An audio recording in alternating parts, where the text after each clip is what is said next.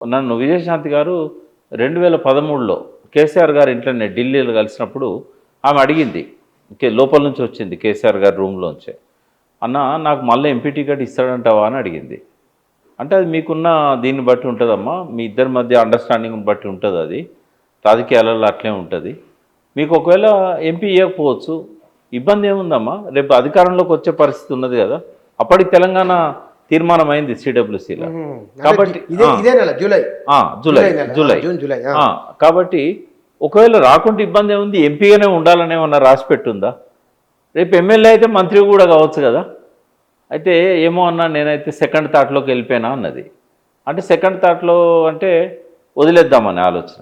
నేనన్నా ఇప్పటిదాకా బీఆర్ఎస్‌ను వదిలేసినోళ్ళు ఎవరు బాగుపడలేదమ్మా. ఐసోలేట్ అయిపోయిండ్రు. ఒంటరిగాళ్ళు అయిపోయిండ్రు. మళ్ళీ ఇండ్ల తిరుగుతూ ఉన్నారు. మీరు వదిలేస్తే కూడా మీ పరిస్థితి అంతే అవుతుంది అని చెప్పాను. అంటే ఎవ్వరికైనా కూడా ఒక మెయిన్ స్ట్రీమ్ పార్టీయే కాకుండా ఉద్యమం ద్వారా ప్రజల అభిమానాన్ని పొంది తెలంగాణను తెచ్చి అసాధ్యమైంది అనుకున్న దీన్ని ఆయన అధికారంలో ఉన్నప్పుడు కొన్ని తప్పులు చేయొచ్చు, కొంతమందిని కలవకపోవచ్చు, ఏది చేసినా కూడా ఆ పాత చరిత్రను అయితే మరుగున పరచలేం కదా. ఇవాళకి కూడా తెలంగాణలో కేసీఆర్ అంతా ఏ రకంగా చూసినా అటువంటి లీడర్ లేడు మనకి. అంటే ఒకటి మెచ్యూరిటీ, విషయాల పట్ల అవగాహన, తొందరపాటు ఉండొచ్చు, అప్పర్ క్యాస్ట్ సంబంధించిన ఆ లక్షణాలు అవలక్షణాలు ఉండొచ్చు, జనమంతా అనుకునే అహంకారం కూడా ఉండొచ్చు, ఎవరిని కలవకపోవచ్చు.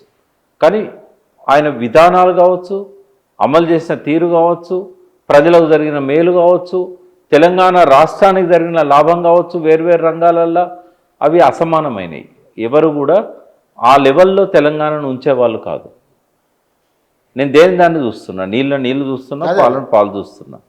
కాబట్టి కవిత గారు ఆ రకంగా స్టాండ్ తీసుకోవడం, మళ్ళీ తర్వాత ఆమె కొంత సరిదిద్దుకొని ఏమన్నది అంటే, నేను కేసీఆర్ను అనుసరిస్తా, ఇంకా నాకు ఎవరు లీడర్ లేరు, ఆయన ఒక్కడే నాకు లీడర్ అని చెప్పింది ఆమె.